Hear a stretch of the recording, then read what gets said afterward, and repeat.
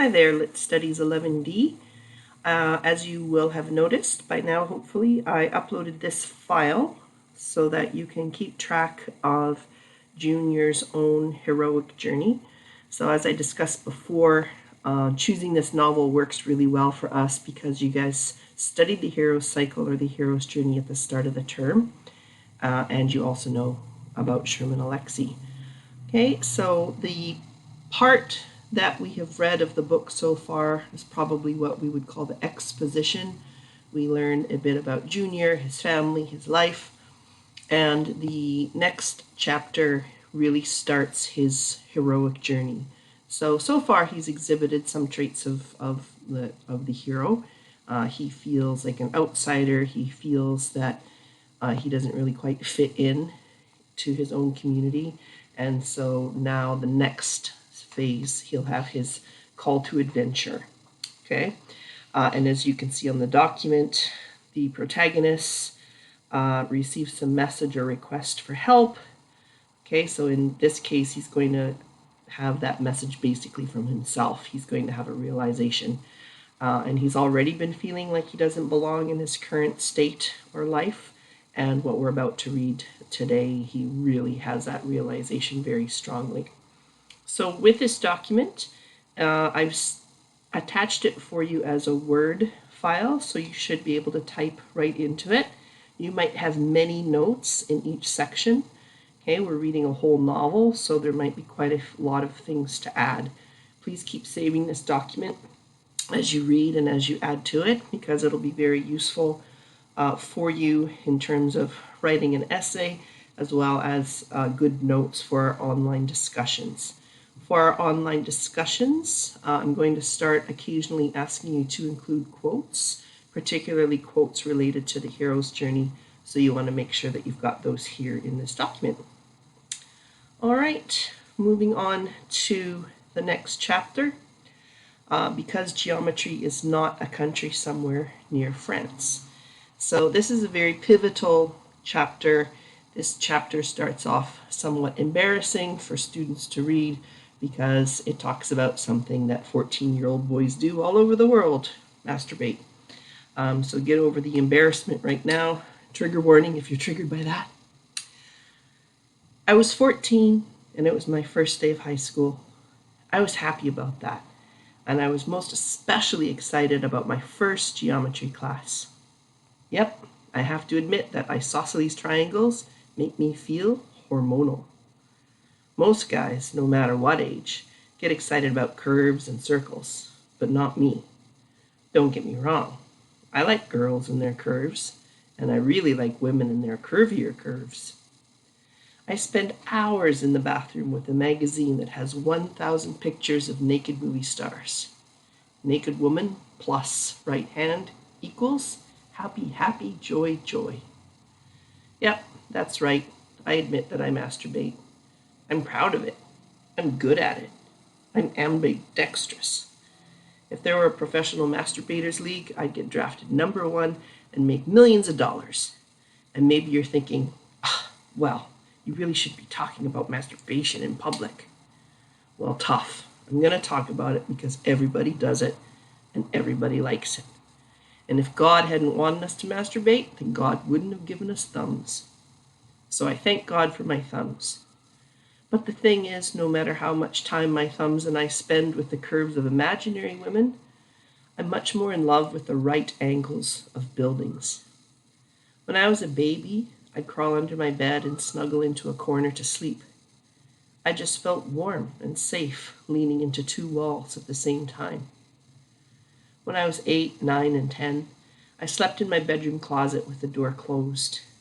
I only stopped doing that because my big sister, Mary, told me that I was just trying to find my way back into my mother's womb.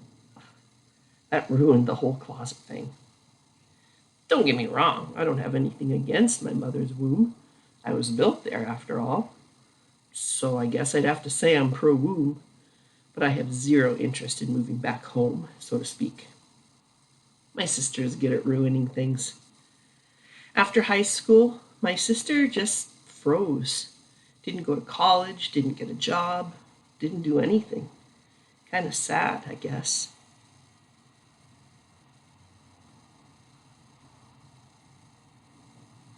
But she's also beautiful and strong and funny. She's the prettiest and strongest and funniest person who ever spent 23 hours a day alone in a basement. She's so crazy and random that we call her Mary Runs Away. I'm not like her at all. I'm steady. I'm excited about life. I'm excited about school. Rowdy and I are planning on playing high school basketball. Last year, Rowdy and I were the best players on the 8th grade team, but I don't think I'll be a very good high school player. Rowdy's probably going to start varsity as a freshman, but I figure the bigger and better kids will crush me. It's one thing to hit jumpers over other 8th graders. It's a whole other thing to score on high school monsters. Okay, so you can take your own time to take a look at the drawing of his sister Mary, and then we're about to meet another character important to Junior's hero's journey, Mr. P, his teacher. Okay, so one of the things you guys researched back when you were learning about Native American and reservation life, one group had the topic of reservation schools in modern times. Okay, not the residential schools, but the schools on the reservations where kids would go to during the day and then home in the evenings. In many parts of the United States and indeed many parts of Canada, the teachers are what we would call white. Okay, they're not from the reservation, and that is the case with Mr. P. So he's kind of an outsider in these kind of situations. The reservation provides the housing and salary for the teachers, but he's not a Native American himself. Okay, so here's our drawing of Mr. P, and you can see overall he's a pretty small guy. I'll probably be a bench warmer on the C squad while Rowdy goes on to all-state glory and fame. I'm a little worried that Rowdy will start to hang around with the older guys and leave me behind. I'm also worried that he'll start to pick on me too. I'm scared he might start hating me as much as the others do. But I'm more happy than scared. And I know the other kids are going to give me crap for being so excited about school, but I don't care. I was sitting in a freshman classroom at Welpinit High School when Mr. P strolled in with a box full of geometry textbooks.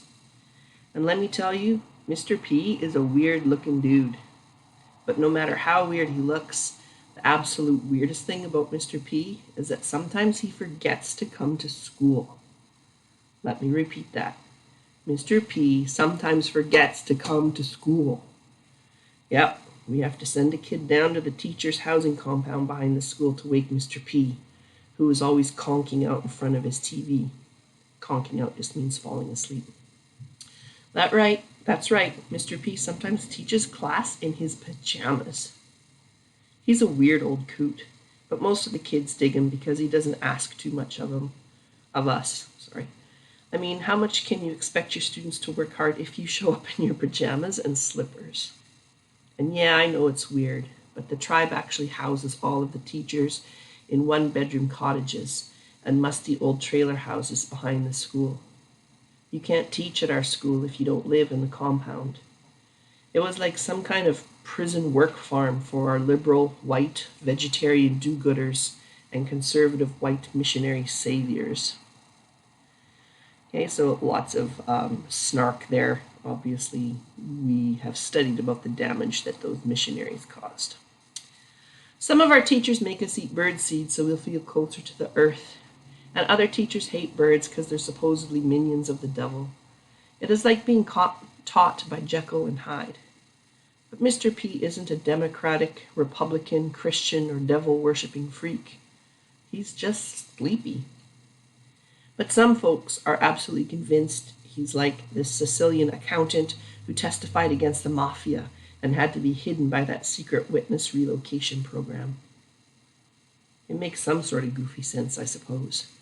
If the government wants to hide somebody, there's probably no place more isolated than my reservation, which is located approximately 1 million miles north of Important and 2 billion miles west of Happy.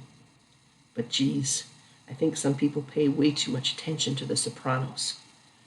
Okay, so The Sopranos was a hit TV series from the 90s, I guess it started, or the 2000s. It's really good if you want to try a new show. Mostly, I just think Mr. P is a lonely old man who used to be a lonely young man. And for some reason I don't understand, lonely white people love to hang around lonelier Indians. All right, kids, let's get cracking, Mr. P said as he passed out the geometry books. How about we do something strange and start on page 1? I grabbed my book and opened it up. I wanted to smell it. Heck, I wanted to kiss it. Yes, kiss it. That's right, I'm a book kisser. Maybe that's kind of perverted, or maybe it's just romantic and highly intelligent. But my lips and eyes stopped short when I saw this written on the inside front cover. This book belongs to Agnes Adams. Okay, so now you're probably asking yourself, who is Agnes Adams? Well, let me tell you. Agnes Adams is my mother. My mother. And Adams is her maiden name. So that means my mother was born in Adams, and she was still in Adams when she wrote her name in that book. And she was 30 when she gave birth to me. So that means I was staring at a geometry book that it was at least 30 years older than I was. I couldn't believe it.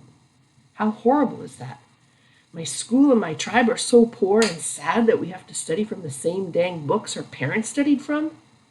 That is absolutely the saddest thing in the world. And let me tell you, that old, decrepit geometry book hit my heart with the force of a nuclear bomb. My hopes and dreams floated up in a mushroom cloud. What do you do when the world has declared nuclear war on you? And this is what he did.